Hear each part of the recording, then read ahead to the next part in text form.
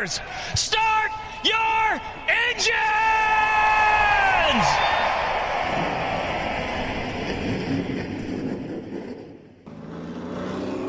Yellow's out. Managed just about outran him. And she busted her. Hello, everyone. We are back in the studio. We did not record an episode last week because we were getting everything ready to go race last weekend. Dakota did end up getting the car ready to run, so he did race. Barely. But no, we spent a lot of time last week getting the cars ready to go and just making sure everything was tied together. But we're back. It is May 16th. It's a Tuesday, isn't it? It is.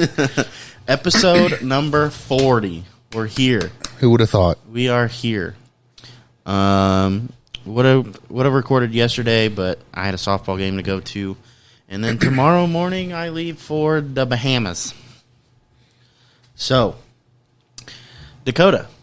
Well, before, the green flag is out, and we are ready to roll 3 wide with DJG. Dakota, how we doing? We're doing. As always, I'm behind. By the time you listen or watch this, episode 39 will also be posted. I think that was like 2 weeks ago. Yep. Trying to get the episode posted, and the software I used to edit and get it posted crashed. And so I was like, I'm done with this. I'm over it. Just throw your hands up in the air. Yeah. I feel that. Closed my laptop, and I said I'm going to bed, and I haven't touched it since. So tonight and into tomorrow, I'll be working on that and this episode. So by the time you hear this, you'll hopefully be able to watch and listen to both. Outside of that, Mount Lawn sucked out. Finished 19th, which is fine. Probably one of my worst finishes out of the 6 years I'll be racing now. But that's okay. He did stay clean. There's a bright side to it. Yeah. Got some things we need to look at. Yeah. Car came home clean, so that's good. You guys did pretty well. I'll let you talk about that, though. Well, it was kind of like a huge cluster to begin with because it started pouring down rain, and I was like, I have a feeling we're not racing today. Well, about the time we were supposed to start practice, it stopped raining, so they were getting people to get in their cars, get on the track, and try and dry it off. Well, where we sit in the pits, where we have our cars at in the pits, you can't hear anything on the speaker, which is kind of sucks because we almost have to have our receivers on us at all times so we can hear them talking. But we just thought that they were still out drying the track off, and so we ended up missing our first practice. So we ended up going out for our second practice, which I was nervous because this is the first time I didn't get to practice. I didn't get to have a practice that didn't mean anything. Right. After all the changes made in the off season. So I went straight into qualifying on a car that hasn't hit the track since the 100 lapper last year. I wasn't sure, I knew that everything at least spun because I did take the car and drive it around the field out here before we took it to the track. But I didn't end up qualifying as well as I hoped. I ended up running about the same time as I did last year, my fast time last year, but the track was very slick. Yeah. So another thing that didn't help was, okay, so obviously it was a very fresh track. The rain had washed everything off. It had sat all off season. Then, with it being rainy and muddy, the way that they open the gates to let all the haulers come in, but they come down this giant hill and enter through the short turn, enter in turn 3, and come down the backstretch, and they enter the pits through the track entrance, the pit entrance to the track. Well, you got to think, it's downhill, muddy, rainy. You have all these trucks, these big tires throwing mud all over the track. So the backstretch was muddy. Yep. It was wet, and so you get it all dried off, cleaned up. It was very slick. There was no rubber down. Yep. And then you get me in a car who has a new gearing in it, so I'm not used to it. Still on the same tires that I ran the 100 lapper with, and they're still good. They're getting kind of hard, so I'm about due for some new ones. But I ended up qualifying, I think, 17th out of 26 total. Hang on, I'll look. So you guys had quite a bit. I know we had quite a bit too. 17th out of 26, yeah. Okay. And then Greg qualified 19th. So that put me on the front row of my heat race, which at one point I was like, I'm just going to go. But then I realized everybody behind me is significantly faster than I am. So I was like, I'm going to the back. I'm going to use these 8 laps to figure out how to drive on the new rear end, this, that, and the other, and just get comfortable with the way the track is. And not just be up in the front and be in everybody's way and get bulldozed for a heat race, because it will happen. I guarantee you it will happen. Yeah. So I ended up running around the back. I ended up finishing like 5th or something like that. I passed 3 people, whatever. Yeah. But I ran a couple laps, got comfortable, and then there was a restart, and I had a car to my outside, and everybody's like, you looked really good when you had the car to your outside. So that gave me a little bit of a confidence boost. I'm like, I know I can drive with someone next to me. Mm-hmm. The car felt really good, by the way. You know, I wasn't down on power. Nobody was really pulling me. I actually kept up with a lot of people. So I don't know how your dad did in his heat race. He was in the first heat race, but and I wasn't up there to see, so I don't I don't know where he ended up finishing at in that either. But so then you go to feature time, which I just want to make this clear. Mount Lawn's a difficult track to drive, but the fastest Crown Vic time was faster than the slowest modified time. Which is just... Put this into perspective. You have a Crown Vic on street tires running faster than a modified on racing slicks. Yep. That's insane. It broke the track record, so congratulations to the driver. Yeah. Not going to mention names. I guess I can. Yeah. Shout out Kyle Evans for breaking the track record. Previously held by Daniel Durrett out of, I believe, Kentucky. So, anyway, Kyle drew a 16 for the invert, so that means I'm the first car not in the invert. So, all the fast guys are right in front of me. So, I'm like, cool. Yeah. I picked this guy. I'm going to follow him. He knows the track like the back of his hand. Like, I'm just going to see if I can follow him, because I know that technically everybody behind me is slower than me. Mm-hmm. And I was like, all right, well, we ran about 2 laps, caution, and we were stuck on lap 2 for a significant amount of time because we couldn't get a lap in. We finally got a lap in on lap 3, and then it was the same thing, significant amount of cautions. We were stuck on lap 3 for a solid... It took us probably a solid 30 minutes to get past lap 3. I'll put it that way. Yeah. So at that point, I was like, I'm going to pull off. I've ran my 20 laps. I'm going to go home. But I didn't. I stayed on. We finally got a good run, and I was like, okay.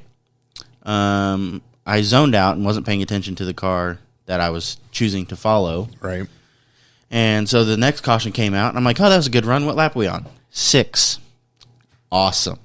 And then I'm like, well, where did he go? Oh, he's already in 3rd place. Yeah. I was like, okay, that plan just got tossed out the window. But we ended up getting a couple of good runs. At one point, we doubled up to get ready to go green, and I'm sitting like 10th. And I was like, I'm way too close to the front. How did this happen? Like, I didn't feel like I passed anybody, but I guess, I don't know, I was running solid. Some people had some misfortunes in front of me, so obviously you take advantage of that. Then, let's see, I thought a car was going to take me out because he smacked the backstretch wall, and I mean smacked it. He got really swirly in front of me and smacked it. So I was kind of feathering the throttle, and I was like, I don't know where to go. And I played it in my head because I heard it one time watching a NASCAR race, when they wreck, go where they were, not where they haven't been. Mm-hmm. And so I was like, you know what, whatever. Well, he hit the wall so hard, I was like, he's going to bounce off this and come back down and collect me while I'm trying to go around him. I made it out fine. Let's see, what else? I about got spun. Guy was just faster than me behind me, and I didn't really have anywhere to go. Most of the time, if you're on the inside, odds are you have a car on your outside. If people are bumping you, can't really go anywhere. Right. let's see. I got stuck on the outside. A couple of restarts, which I lost some positions. And Dakota's dad, Greg, eventually gets in front of me. And I follow him for a couple laps. And, I'm trying to figure out how I can make him move. I get a couple of good runs on him, but no mirrors, no spotters. And it's hard to hear and judge where a car's at. Like, there's times where you can hear a car behind you, but you have room to come down. Sometimes you do, sometimes you don't. And not to mention, you also have race control yelling in your ear because you have the leaders coming up on lap cars telling them to get out of the way. So there's so many things to pay attention to. And so Greg defended his position, rightfully so. And we entered the dog leg. I got a run on him off the short turn, and he kind of came down to the grass because that's the preferred line. So I full lifted, so I didn't spin him, whatever. He's my teammate. I want to race him clean. I don't want to, right. But then I got a run on him off the dog leg, and I was like, I'm going to outbrake him in the short turn because he has a wide entrance to the short turn. And so he starts braking, and I get a good. I thought in my mind the way it played out, I was like, I'm going to get up far enough that he's going to see me and not come down. Well, I must have. I had to be just a few inches short, but you can't turn your head. Like, you're strapped in, you have a neck brace on. Like, you can't just like full on turn your head and see what's next to you. So, he started to come down, and like at that point, I was far enough to his inside that I'm like, I can't possibly back out. Yeah. And I have it on video, but we just barely touched, and around he went. And I felt bad, I instantly after the race got out, and I was like, I'm sorry, He's like, I didn't even know if you touched me or if I just spun. So, but at the end of the day, no one was mad. I ended up finishing 14th, I think. Yep. I get back to the pits, and my uncle looks at me. He's got this grin on his face. I said, what? He's like, we got to fix this. I said, what? He said, your axle seal's gone. Like, your axle seal went out. My right rear was covered in axle grease, which explains why I was skating around the track so much. Right. So, get that fixed. I'm going to get some good tires on it, and I'm confident I'll have a pretty good run our next race. So. Oh, for sure. I didn't know about the your axle seal. Yeah. But, no, we had our competition meeting just now before coming out here. And I think it was productive, and nobody's mad. It's just it really is just a racing deal. I don't think there is any blame to be put on anybody. I think everybody, you could show the video to 100 people, and you'd get 100 different opinions on it. It's not like I drove him into the short turn and intentionally spun him. Like, I did what I could to avoid the incident. And like I said, it was just a tap, just the slightest tap. Worse things have happened out there. Oh, for sure. And like I said, I don't doubt that this is going to be something that happens again in the future. I'll be on the other end of it at some point, so, I know. It is what it is. It's really nothing is what it is. It's nothing, but... And, neither car was damaged from it. Yeah, it was really just a little tap. It was a love tap, literally. Like Dad said, he didn't know that you touched him. He had... very similar incident happened earlier in the day where he was in your position and a car had come down on him and he got spun, and Dad went up to him and apologized and said, I was there, didn't think you were going to come down. So, it happens to everybody. So it really is just a racing thing. You're racing in the preferred line, you're racing hard. You obviously are trying to pass, and that track is hard to pass. You only have a few passing zones. So, if anybody was to be mad, I think that's just ridiculous. There's nothing to be mad about. Because you have that, which we were racing. It was literally a racing deal. But then you have guys like, there's a specific car that we were talking about in there that almost spun me, and he bulldozed your dad a couple times. Yeah. Almost put him in the front stretch wall. They touched pretty significantly in the dog leg one time, I know. But it's just like, you got people like that just literally don't give a shit. Yeah, and they have no respect. That's what's different from us. Like Dad even said, like, we have, if you race any of us, we have respect. We're not going out there trying to trash somebody's car. And then you have guys like that are out there, they don't give a shit, like you said, and they're they'll wreck you if they want to. That's my thing. Like, I don't get it. How is it fun to just go out and wreck people? The most, Couldn't tell you. like, I don't know, just like metaphorically on the edge of your seat thing is racing door to door with somebody. Like, Yeah. even during the heat race, I had a car. I mean, we were inches apart on my door, and I mean, we were just It's fun. the whole time. And I'm like, this is fun. It is. And like, so watching the video that you got, where you guys ended up making contact before that, though, I mean, it was fun to watch. I remember last year I had a situation where I went 3 wide coming out of turn 1 because I had, 2 slow cars or I had a slow car on my outside, a slow car on my inside, or maybe they were both outside. I don't know. Anyway, I took it 3 wide. I was like, that was fun. Mm-hmm. That's so much fun. And then it's just to go out there and be, door somebody just because I think that's just not fun. It's not cool. Not at all. But yeah, other than that, do you know where Brent ended up finishing? I was going to look. He told me it was it wasn't 14th. It was like 12th or something like that. Yeah, I was going to say he looked really good. And he's like, I even had to go to the back twice. He was bummed out. Yeah. I could tell. He said he destroyed his front and rear bumper, 2 wheels. Mm-hmm. But I saw that I don't know what happened, but he was involved in an incident. But before that, he looked really well. Austin and Colton both did really well. I believe Austin finished in top 5. Colton, I think, finished 10th or 11th. But That's crazy, man. He was running up front. I mean, this kid, this is his debut in a modified. Got some practice, obviously, during the offseason, but just to jump in one of these things and go out there and race up front before he got involved in an incident, I mean, that's just crazy. I wish that all divisions would adopt the tap out rule.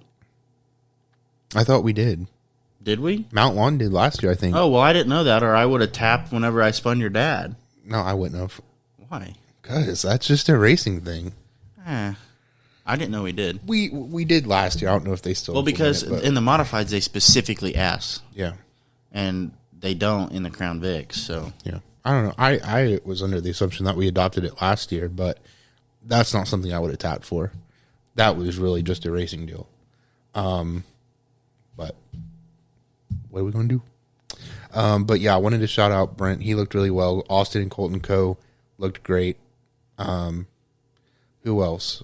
I don't know who was driving the black 114 with the gold numbers. That car looked really good.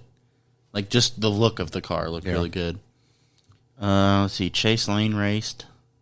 I don't know how he did, but I don't know. I will say Brent's car looks badass. I love it. It looks really good. I love it.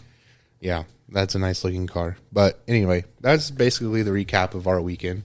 Also, happy late Mother's Day to anybody, any mothers out there. Yeah, happy Mother's Day. Mother. Mother. I didn't get my mom anything, so I didn't get my mom anything either. Go ahead and crucify me. I lost track of the weekend, and I didn't realize it was Mother's Day, and she got great gifts from everybody else, though. So I'm the greatest gift she could have. Exactly. Yeah. Anyway, I believe we are ready to get into our show notes. We got a busy episode ahead because we're behind 2 weeks. I'll kick off with Kansas post race from 2 weeks ago.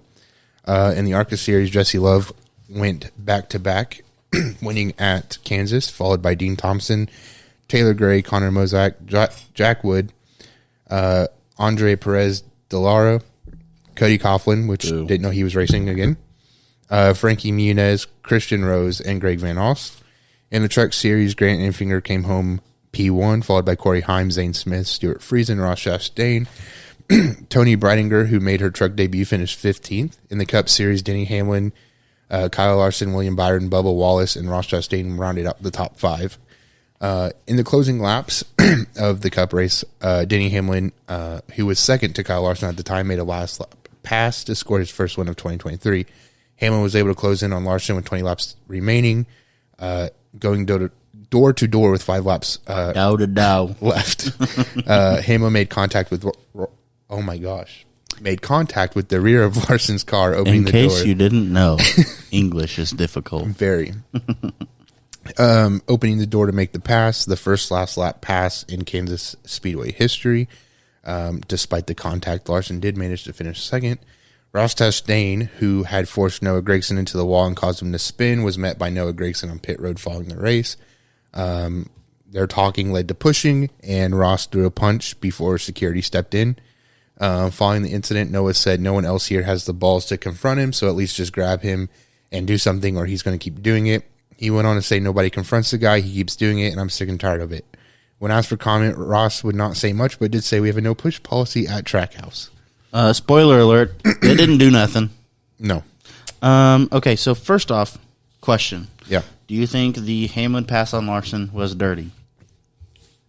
I'm gonna say no. Here's why. Fast forward to Darlington. We'll get to that in a second. Larson did something very similar. I didn't watch the whole race, so I didn't know. I didn't either, but I saw the move that he made to win the Xfinity race.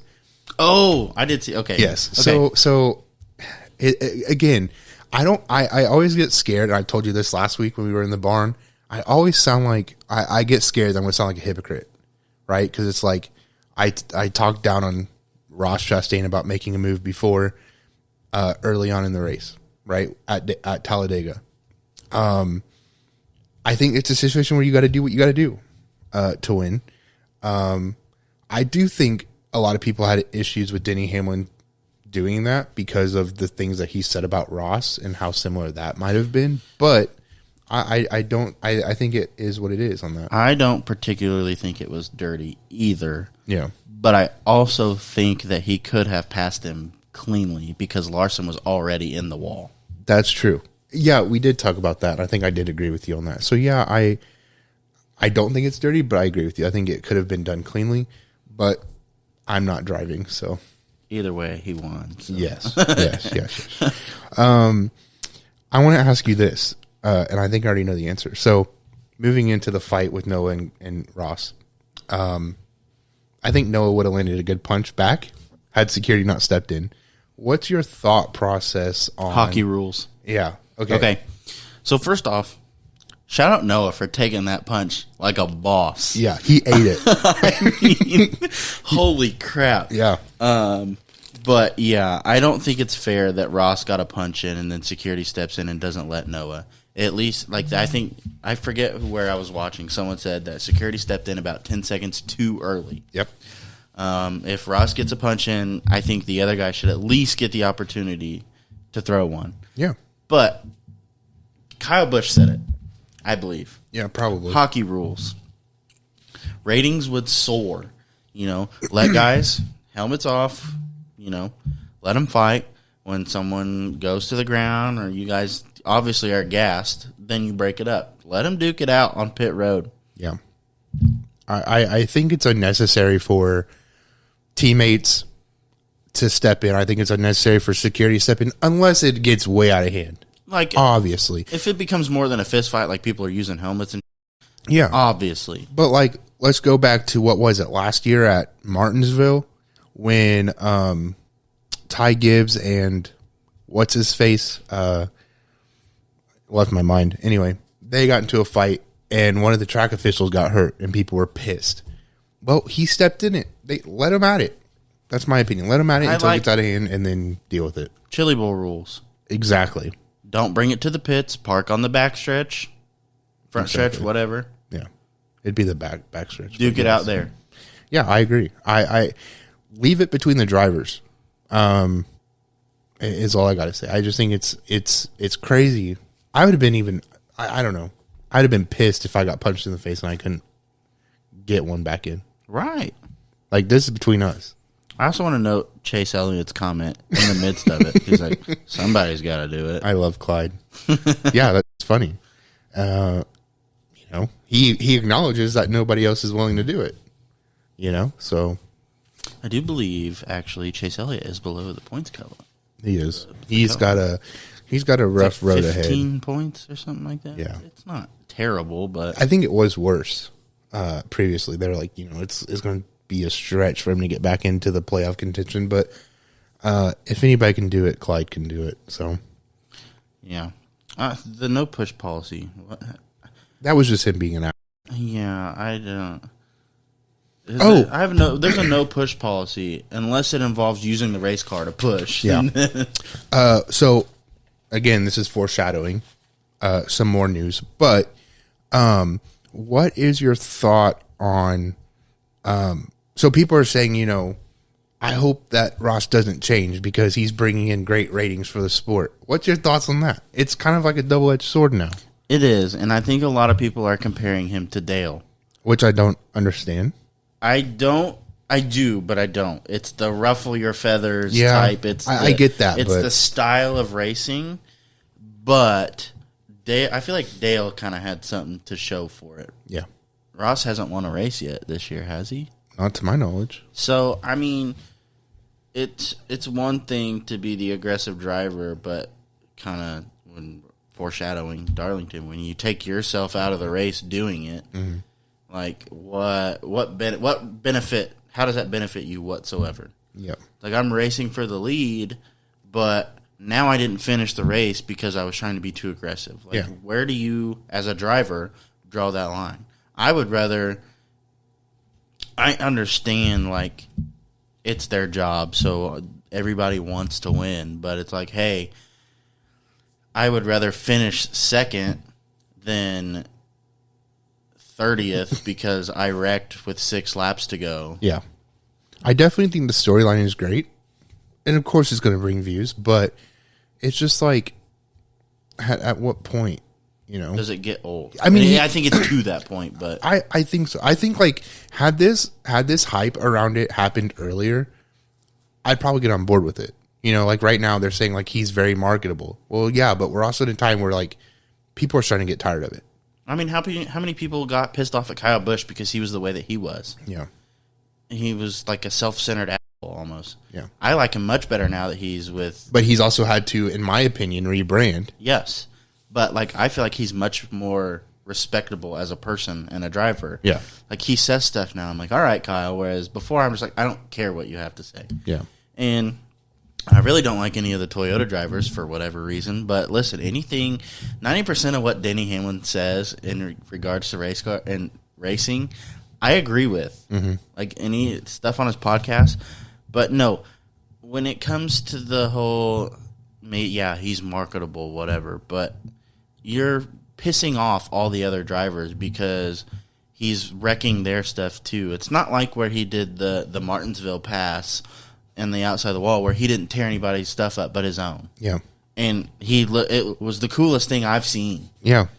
But now you're out here just wrecking everybody because you're like a bull in a china shop. Yeah. Yeah. And that's what I'm saying. It's like, yeah, he might be marketable now. And, the rumors are that Busch is going to go to Trackhouse after Harvick retires. But it's just like, I think the hype is too late on this. Like I said, if it happened earlier, maybe I could get on board with it. But now it's just like, it's too late. And clearly everybody's now having a problem with it. Like Justin Marks, we'll get to it too, but his team owner is even like, I'm kind of fed up with it. Yeah. So it's just interesting. Well, and Kyle Larson even made a point. I mean, it doesn't apply to this last weekend at Darlington, but Kyle Larson was like, his actions never negatively affect him. Right. Never. I mean, it did this week. It did this week, but but yeah, this is the one time that it's happened. So, like, I mean, maybe in his mind, he's like, I'm not doing anything wrong. I'm still finishing races. But, I mean, in some way, I feel like you have to be that way. Yeah. But, like, there's a very clear line where it's too much, and he's. Like, do you think the ego got to him? I think so. I think it had something to do with that. Now, I don't know. I guess I can't say that because he was aggressive last year before. Yeah, but I'm talking about like looking back. Like, I don't know. I've seen like videos where it's like I like the old Ross, where it was like, you kind of felt bad for him. You wanted him to win, and now he's just like. Well, actually, I agree with you. The more I think about it, because they used to interview him, and he was so awkward and was like, I don't really know what to say. Yeah. He still had that little bit of aggression to him, but it was a good aggression in the sense that he was winning races and not bulldozing people to do it. Yeah. And now he's bulldozing people and not winning races. So, well, I don't want to sound like a boomer, but like, I think we're in a time now where it's like, what Ross is doing yes, it's good for views. Yes, it makes storylines, but it's like, is that what we really want in the sport? Like, I get the aggression. I really do. I love the aggression, but like to the point where you have one guy in particular who's been wrecked 3 times in the last 4 races by this dude. It's like, is that what we really want? Exactly. Like we were talking about Kyle Busch when Kyle Busch was Kyle Busch. It's like back then, I think it was funny and like, yeah, you know, it was probably needed, but now we're in a time where it's like, I don't think we need that. And I think maybe that's why, I mean, obviously with him losing his ride, Kyle Busch had to rebrand, but it's like, I think it also came with the time where it's like, we don't want that in the sport anymore, in my opinion.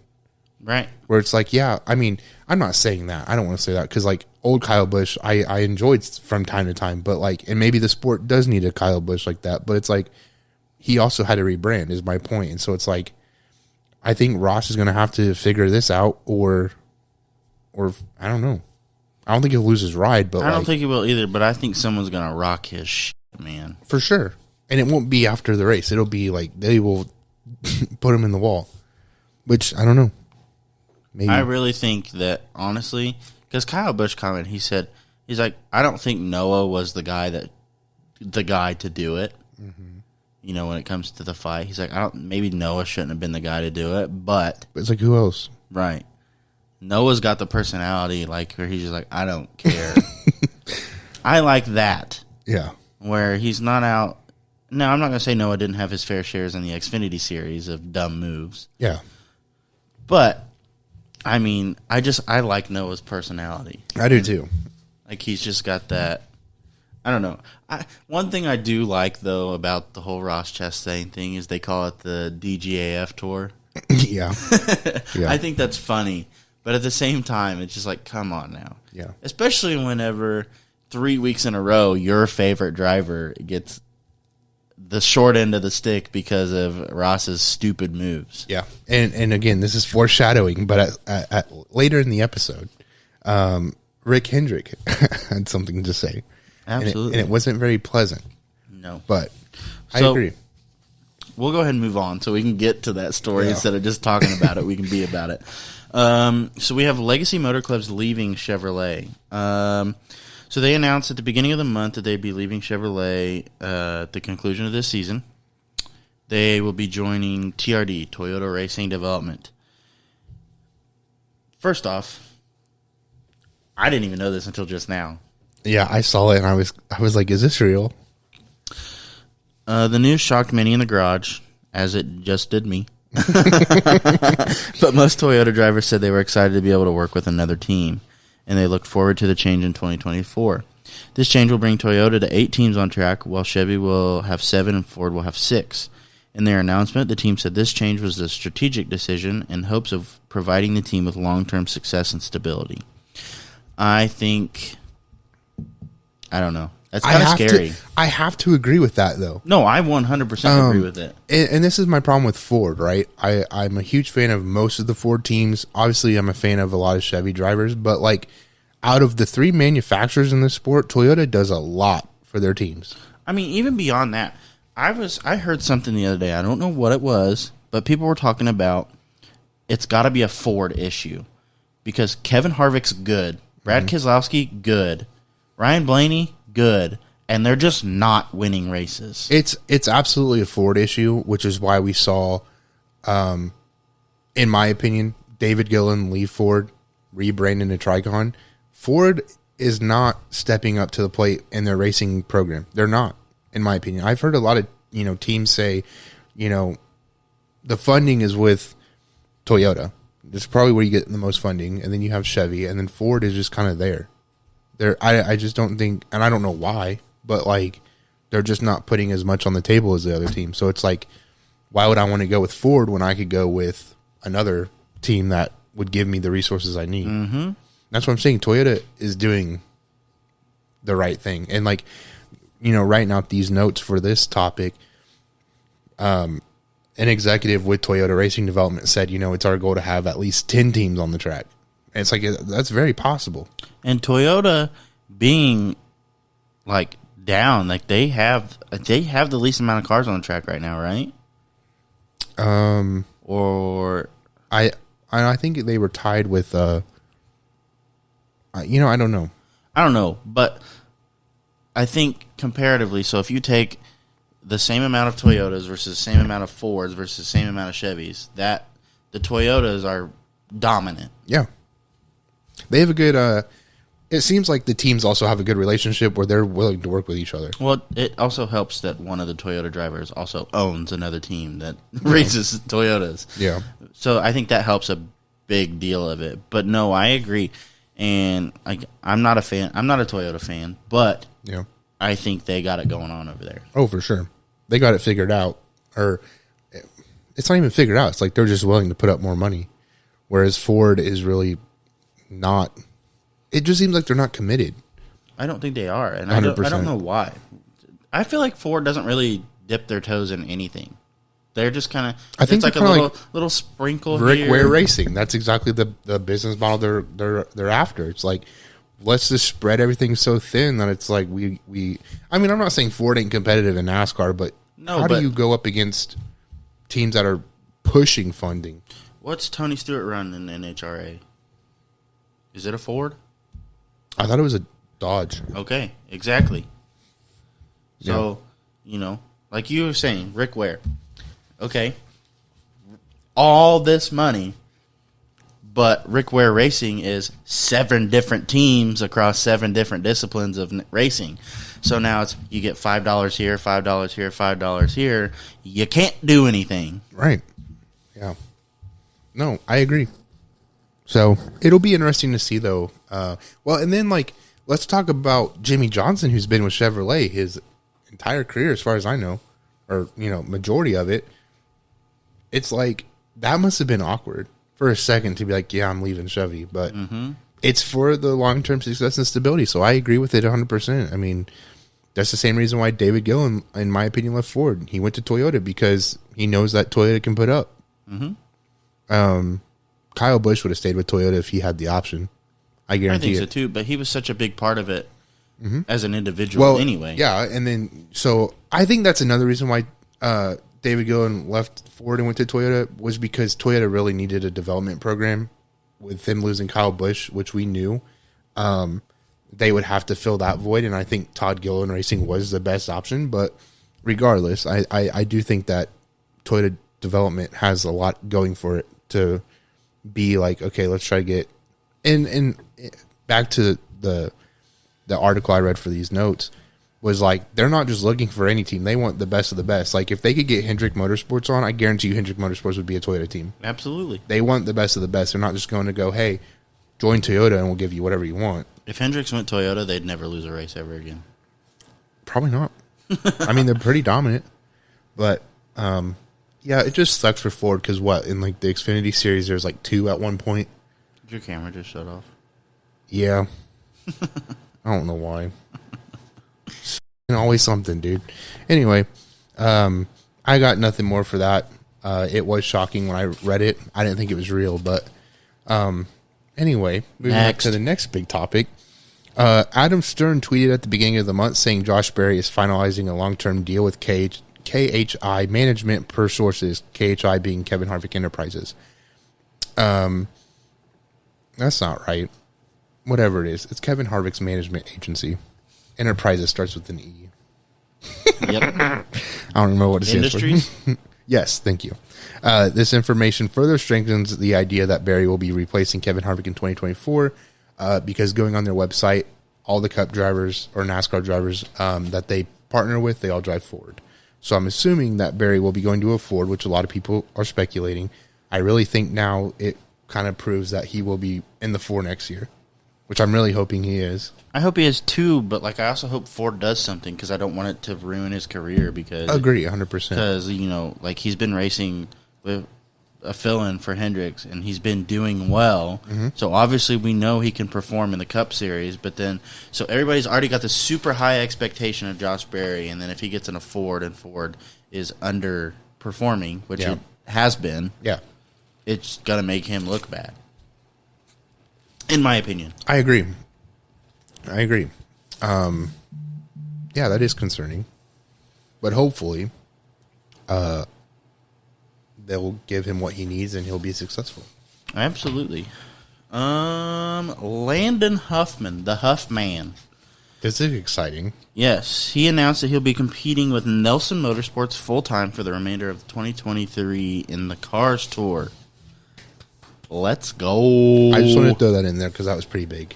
He'll also be racing with his team still, obviously, racing for championship at Hickory, I believe. But I also feel like late model racing in general, not super lates, pro lates, whatever. Super late model racing in general is kind of on like a little come up. I know. And I'm here for it. Have you seen the field of cars that's at North Wilkesboro right now? It is insane. We talked about this. So I saw on Twitter it was like 53.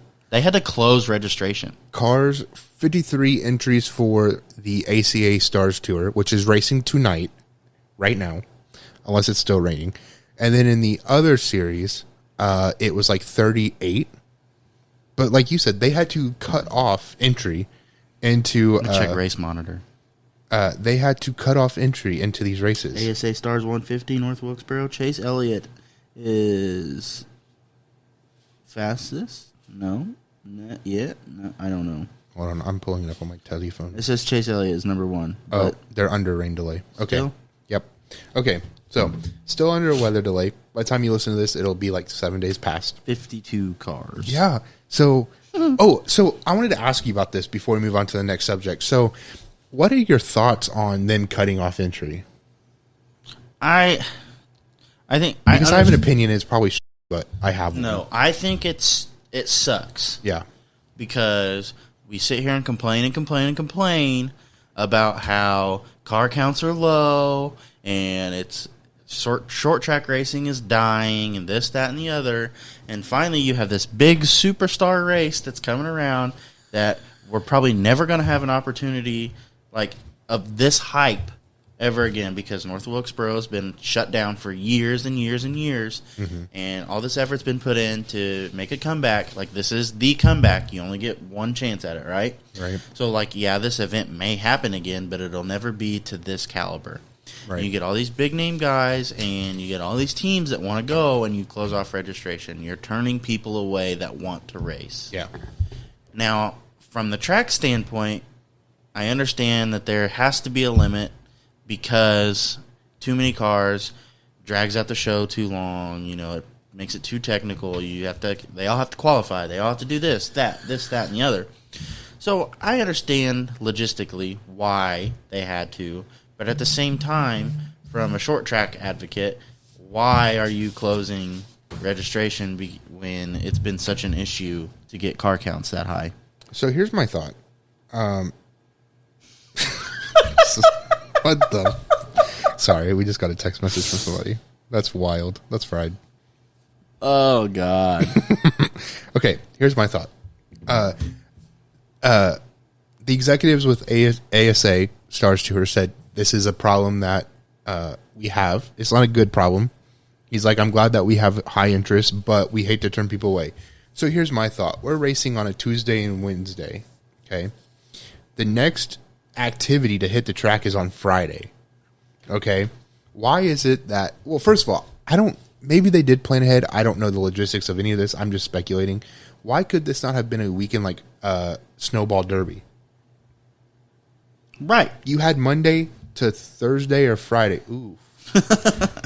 That's nasty. That's nasty. It's storm in there, it looks like. Anyway, you had Monday to Thursday, let's say, to be able to, I mean, I'm not saying you can't let like 200 super late models in, but I wonder what the number would have been if they had not closed entry. But regardless, you had Monday to Thursday to get your, I mean, you would have to narrow the field down anyway. I agree with you. You could have brought more cars in. Make it a week-long event. Basically, and narrowed it down that way. Use the week to thin out the field to get your starting however many. Because I didn't read what the format is for these races, but I doubt they're going to let 53 super late models race on this track. Maybe. No. I don't know. But that's my point. Like, you could have let more cars in, narrowed it down that way.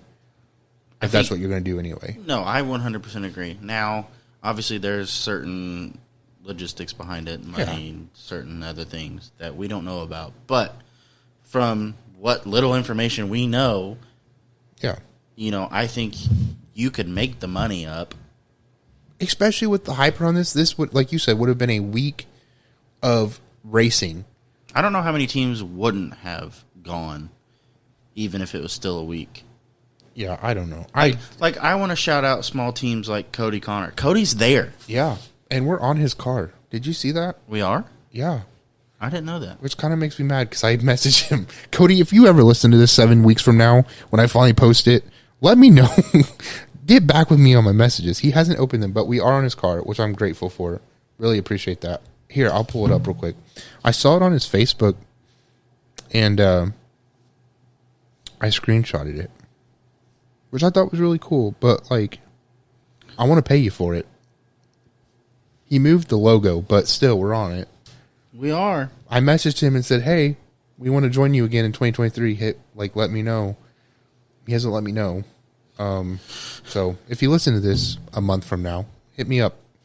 But I mean, you have small teams like that are there. Now, back to the point. I think it would have made it a little more difficult for small teams like that. But we'll never know because that's not the reality of it right now. Yeah. It just sucks, though, because, like, what if, like, life ain't fair, I get that. But, like, what if Cody had waited to... What if he got a flat tire on the way to the track, and next thing you know, he was the 54th car to pull in. They're like, nope, sorry, we're full. Right. Or it's like, what if he had waited to fill out the entry form, and then he didn't go? Like, how many small teams got screwed out of having this opportunity? Because they didn't know until last minute they were going to be able to go. Right. And, I just think it could have been, I mean, I don't know. I don't know the logistics, but I'm saying in my perfect world, I would have done this so differently. Because this is a big deal for a lot of these guys. All of these guys, this is a big deal. First time since 1996 that North Wilkesboro is having a race. NASCAR race, I should say. I don't know about the short track. I know they did a couple, they had a couple maybe a couple years ago. But still, like, this is a big deal to be able to race at one of the... Like it's not just any other track. It's North Wilkesboro. Right. It's just unfortunate, in my opinion. Moving on. Fox Sports Films partnered with Flow Sports Studios to create and produce a 5-part series giving a behind-the-scenes look into dirt racing across the country.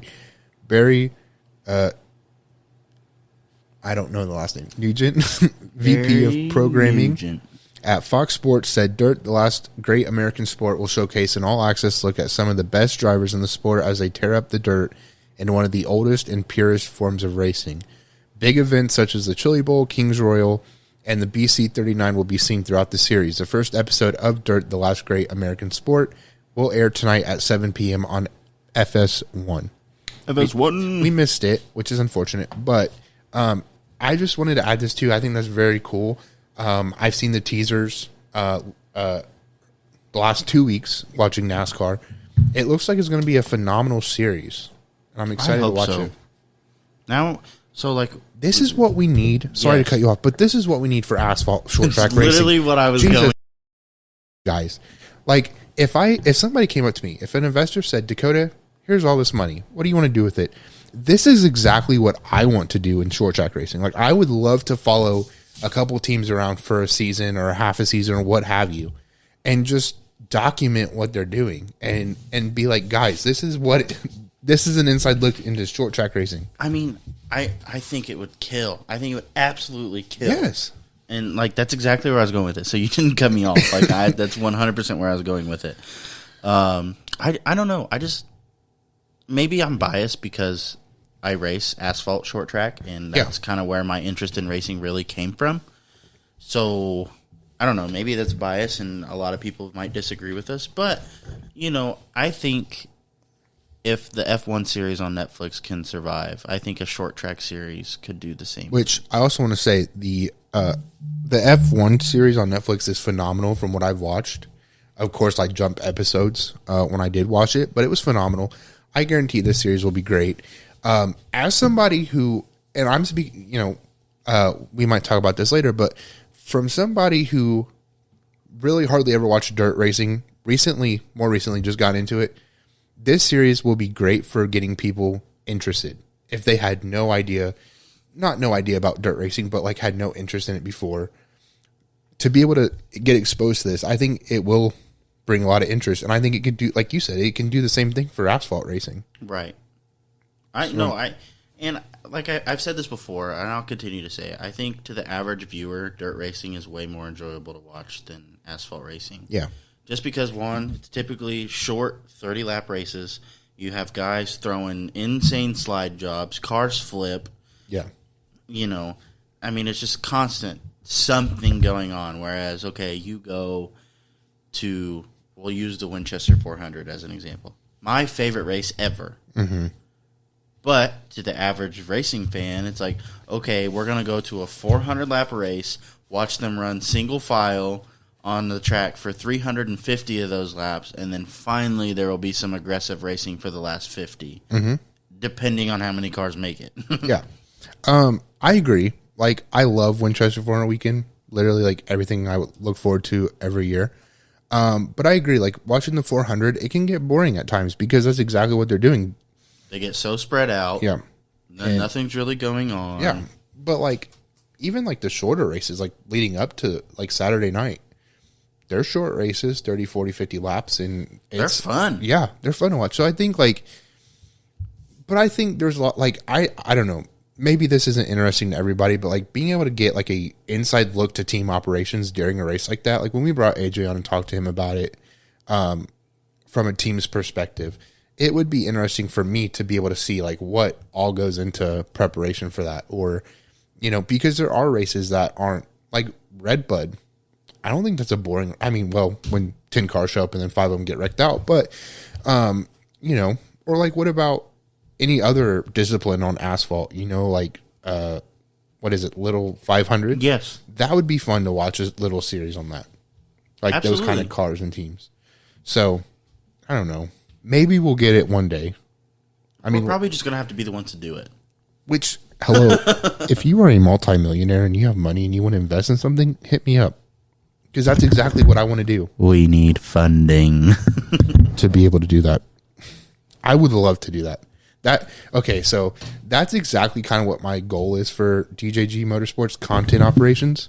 DJG Motorsports is in search of a sugar daddy. Yeah. Or mommies. Or mommies. Or welcome to. We don't discriminate exactly.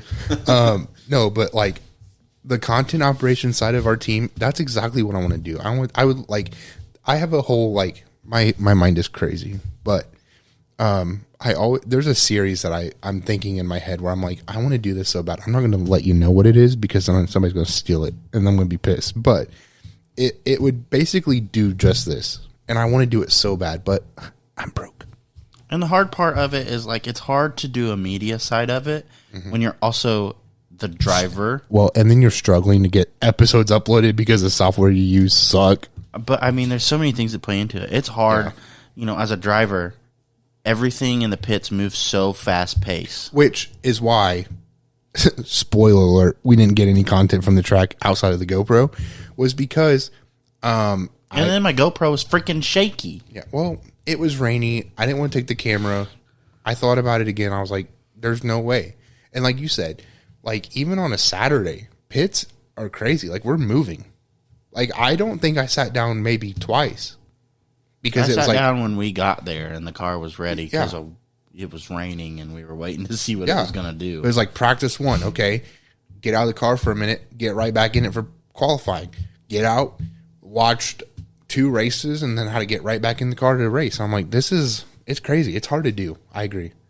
If we had money to pay people, it would be a little bit easier. But I don't know. Maybe we can talk to, like, Shalina or somebody into walking around with the camera. Yeah. I was going to have Bailey do it, but I forgot to ask. But somebody, I don't know. We'll figure it out, I hope. Absolutely. Are we ready to move on? Yep, because this is some big news, too. Dirt silly season. You dirty silly season, you. Crouch Motorsports took to Twitter to announce the team that the team and Buddy Kofoid had agreed to part ways effective immediately? Yeah. Got you. Yeah. It was 4:30 when I typed this up. In their statement, they said, Crouch Motorsports and Buddy Kofoid have agreed to mutually part ways effective immediately. There it is. Team owner Leighton Crouch and Kofoid could not come to an agreement on the direction of the team, which led to this decision. Buddy is a talented sprint car driver, and we wish him well in his future endeavors. But he also took to Twitter, subtweeting the team's statement, saying, "I'd like to let everyone know that myself and Crouch Motorsports have parted ways. I'd like to clarify that out of integrity for myself as a race car driver and personally, I left on my own terms. I look forward to new beginnings and the best is yet to come. I want to thank all of my fans and followers for supporting me and being part of this journey. See you at a racetrack soon." Very interesting to see the team's comments and then him subtweet it and basically set the record straight, in my opinion. Yeah. It was interesting. Outside of that, we have no idea what transpired between him and his team. The next piece of news happened the same exact day. Yeah. Which was kind of crazy. Yeah. So another driver, Parker Price Miller, also announced on Twitter the same day that he was also leaving his team, saying, "After the races last night at Eldora, myself and McCandless Motorsports number 29 have decided to mutually part ways. We both had different paths we had in mind and just didn't work out. I can't thank Greg, Jill, Logan, Randy, Jordan, Chris, and everyone a part of this team enough. I wish them nothing but success in the future. And as far as my plans, that is unknown. Might run my car when I can and possibly try some late model stuff here and there. With that being said, I'm also seeking other rides and opportunities." Excuse me. Crazy. Okay, so while we're on this little... I was going to have you bring it up if it's what I'm thinking. Are you talking about the Emerson? Yes. Okay, so if you don't know, Emerson Axum, who is also a sprint car driver... Before, I might clip this part and post it on TikTok because I really want to hear other people's opinions on this. I do too. I agree. So they were out somewhere this weekend racing. Yeah, and I believe he said the races were canceled, so they were heading home. Yeah, they got rained out or something. So they were heading home, and their toter caught on fire. Thankfully, nobody got hurt, according to Emerson's post. So they got all that cleaned up, and they got back home, and Emerson tweeted that they were going to do a GoFundMe to help them pay for the damages. Yeah. And everybody absolutely shit on him. Yeah. I mean, tore him apart about, well, if you're not responsible enough to insure this expensive equipment that y'all buy so you can go race, don't expect me to pay for it. Like, yeah. I don't get that mentality. I saw the tweet from some, I believe it was another racer. I don't know. Yes, I think. And he was like, exactly what you said. It was like, don't expect me to help you pay for it. First of all, nobody's expecting you to do anything. He didn't say pay for it. He's saying if you feel in your heart any sort of kindness. Secondly, who's to say he didn't have insurance on the toter home? I feel like you would have to driving it around. Like, as much as you travel, there's no way. Like, no, I think it legally you have to have insurance on your vehicle to drive. Well, you do, but people do it all the time with no insurance. Well, you'd be dumb. Okay, no offense, Emerson Axum and family, but like you'd be dumb as hell to drive that around with no insurance. So I doubt that they didn't have insurance. Can you insure a race car though? No, but you insure the trailer and the toter. But like, I don't know.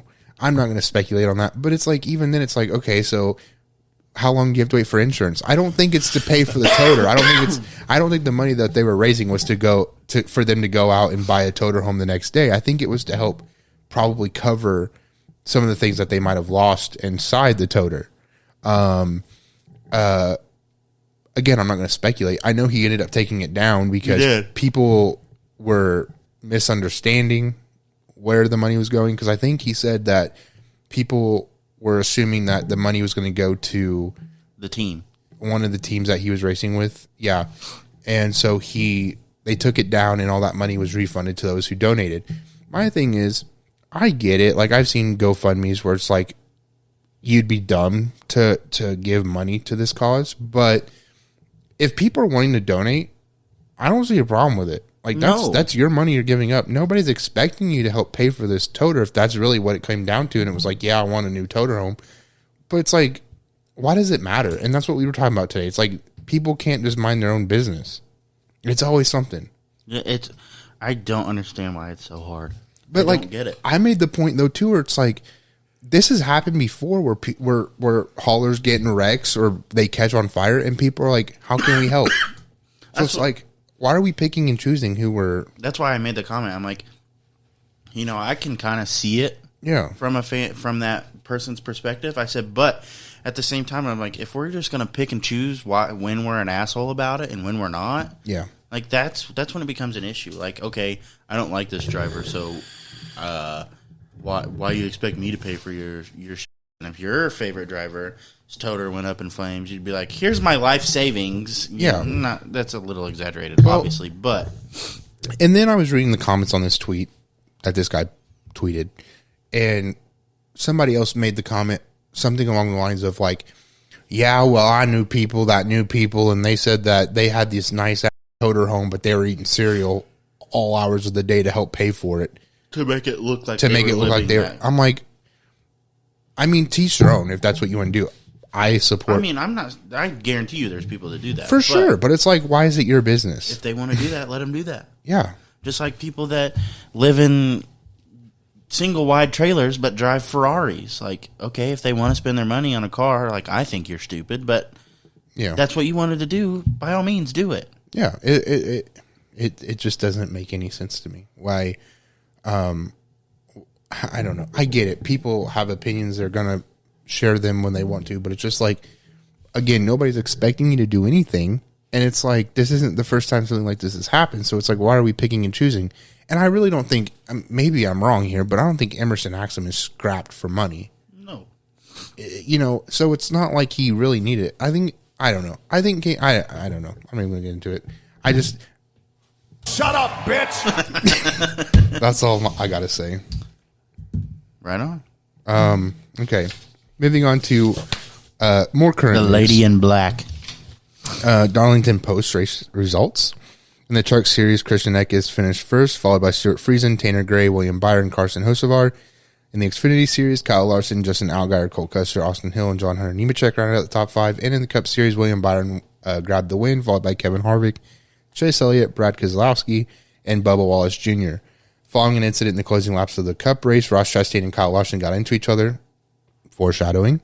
After Ross attempted to run Larson as high as possible, something Larson had done on the previous restart.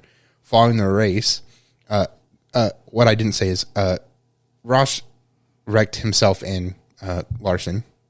Loved that Kyle did not get out of the throttle. Dude, he like let off and then Ross squared up on the nose and he's like, wham! Right back down. Hammer down.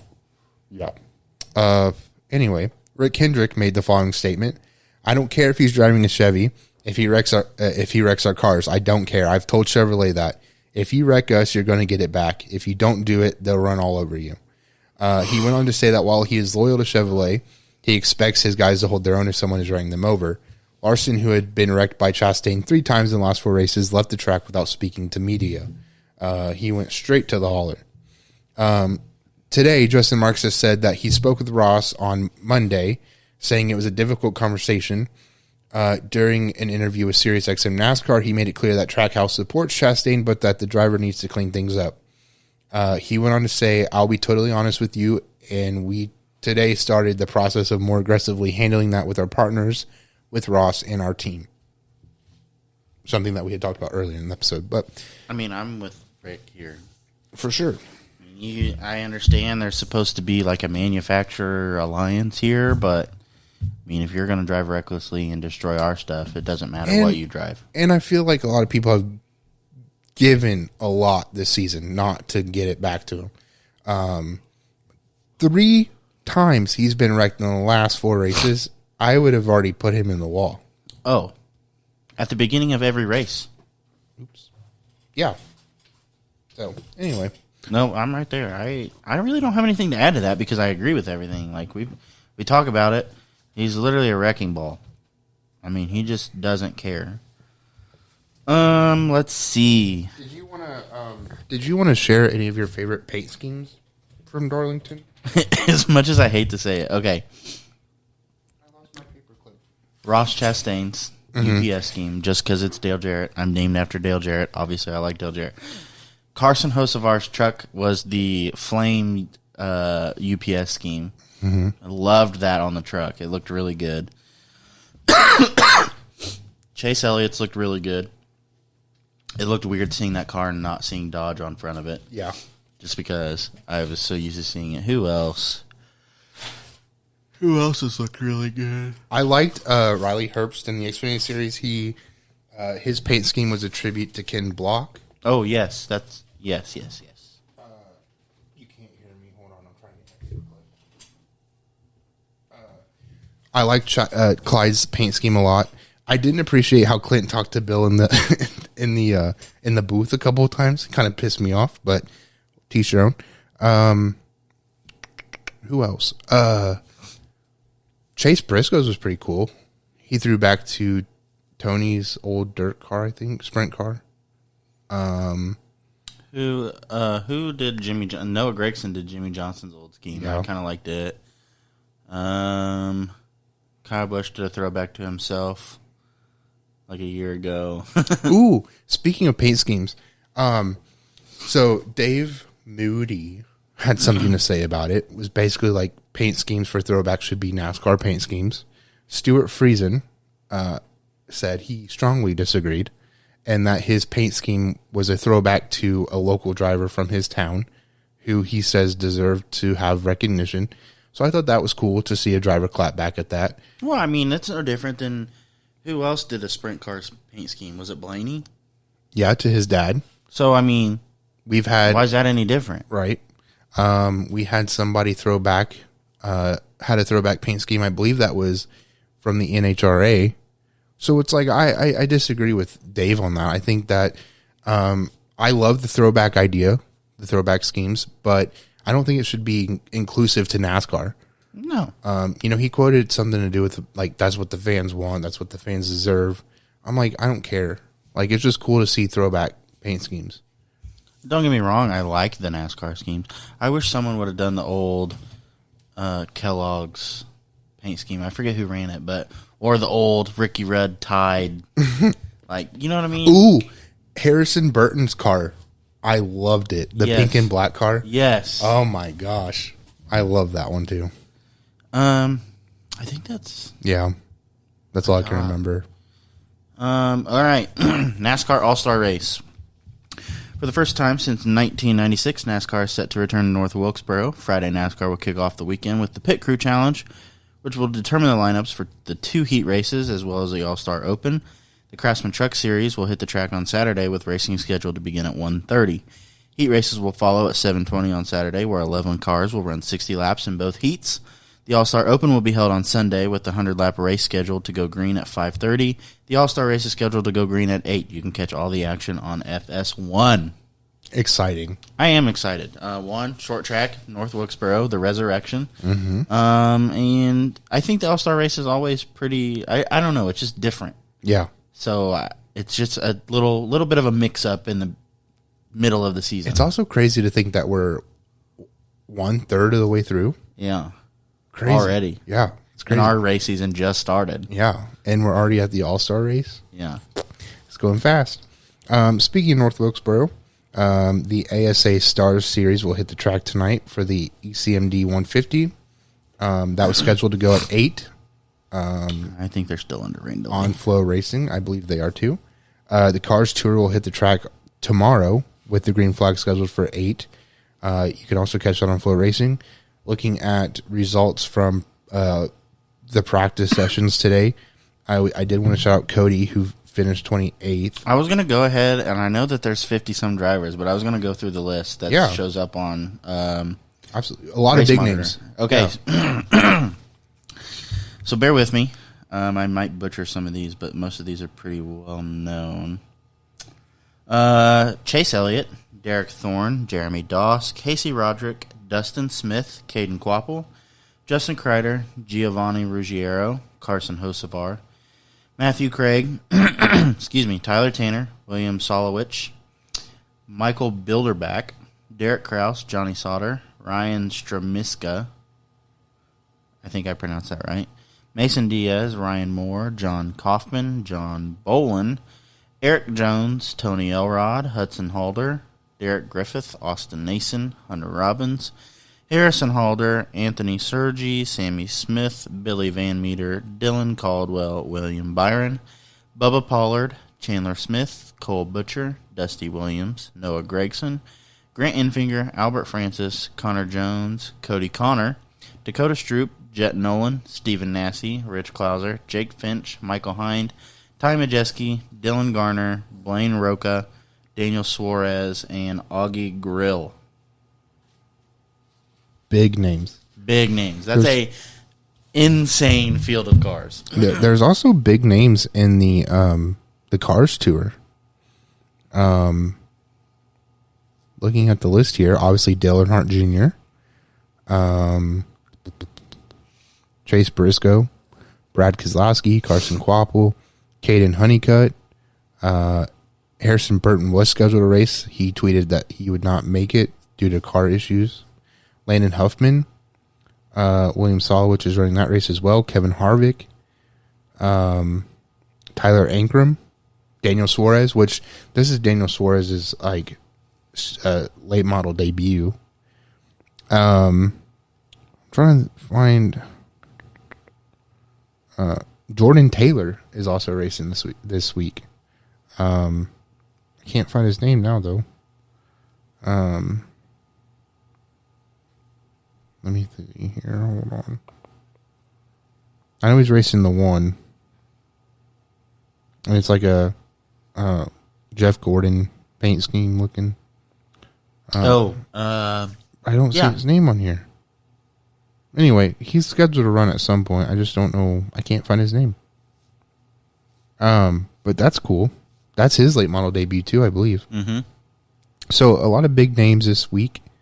Lots of racing supposed to happen. I forgot. Kevin Harvick's in the 29 this coming weekend, isn't he? Yep. They're letting him run the... Yep. I don't know where his name went. Anyway. Yeah. It's exciting to see. And like you said, I agree with you. What you said earlier about, late models making we're going up. I agree with that. I'm excited to see it. I'll let you take this last topic. This is one that we've been on for 3 to 7 months. Too long.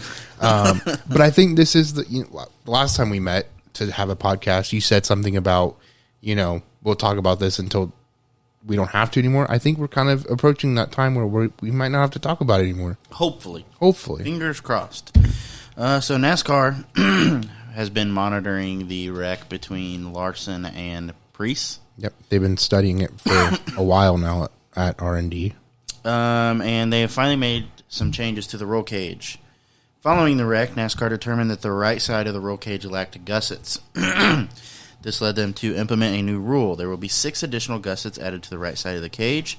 NASCAR told teams that this change will go into effect as of the Coca-Cola 600, giving teams time to make those changes.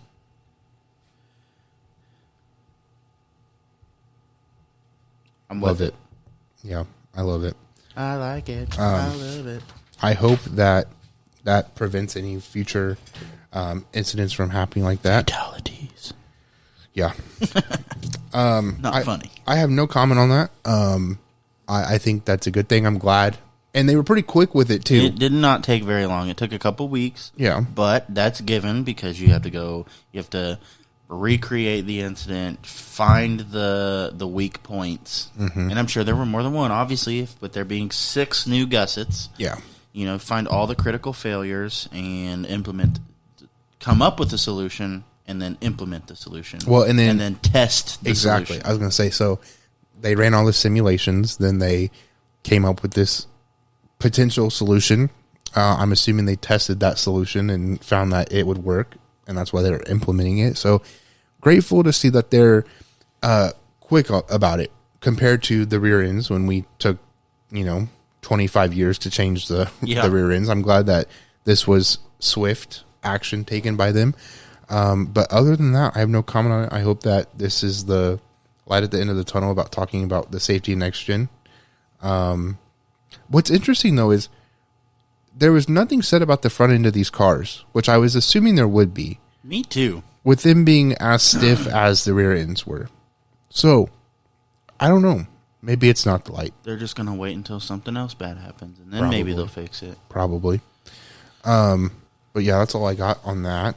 We're now in the closing stages of this episode. If you've listened to the whole thing, God bless you. Thank you. I did want to say that Winchester... Thanks for letting us bless your ear holes. Yeah. We have a race this Saturday at Mount Lawn. Good luck, by the way. Thank you. You'll be in the Bahamas. In the Bahamas. I'm jealous. I hope you have fun, a fruity though. drink on the beach. Yep. I'm jealous, but I hope you have fun. Sunday, Winchester will be racing. They will have the Vors Compact Touring Series, Thunder Roadsters, and the first of a few races for the Crown Vic, so that'll be interesting. Would love to go, but I doubt I do. But want to wish the best of luck to Connor, to so many people. Kyle Frame and Bradley Winters, who will be competing Sunday in the Vors Compact Touring Series. Wish the best of luck to all the other competitors. Hoping for the best this weekend at Mount Lawn. It's going to be a tough one for me. I'm trying to get this car dialed in, but grateful to be able to do it. A lot of people, which I was kind of shocked, were like, I thought you were retiring. I thought you weren't racing this year. I was like, yeah, that's what I thought too.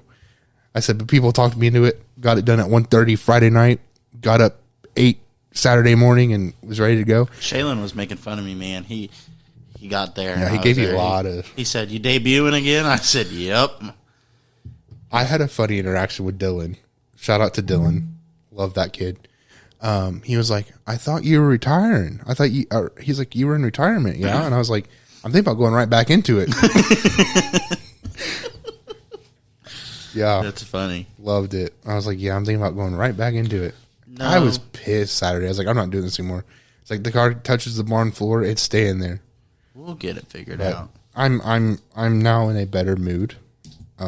It's just frustrating. I mean, a lot of things about it are frustrating. I don't want to get into, but it's a long season, so It's all right. You got a lot of time to work on it. Mm-hmm. Not a lot of money though. So That's me true. up. That's true. Just want to wish. I wish you good luck already. I want to wish Greg good luck this weekend. The Crown Vic's around 50 laps. Yep. Yeah. I will not be there to spin you out, so good luck. You don't have to worry about that. One less thing off the plate. No, I really do think your dad and I are going to have a good, solid season. Oh, for sure. I think, For sure. it's nice to know that your dad doesn't just take off and leave me in the dust now. So I know that there's people that I can actually race with. Yeah. Now, there's still people in the field that I will never even be close to. Mm-hmm. But I think I can work my way up this season to be a rather strong car in the field. Yeah. I really think this is not a delusion, in my opinion. I think that this is a turning point for the team. It's our second year as a team, I think. I think this is going to be the year that we accomplish a lot, I hope. If not, we'll be close. Yeah. I think if we don't reach the point where we're like, we have it figured out, we'll be close. Yeah. I agree. But anyway, that's all I have. Yeah. Real quick, just want to send you all well wishes as you travel to the Bahamas. Have Appreciate fun for it. the both of us. Appreciate it. We'll do. And we'll see you when we see you, I guess. Right on. I'm assuming we're going to try to do an episode Monday. Yeah. I have Monday off, so Yeah. So looking forward to that. I think we're going to have a special guest on.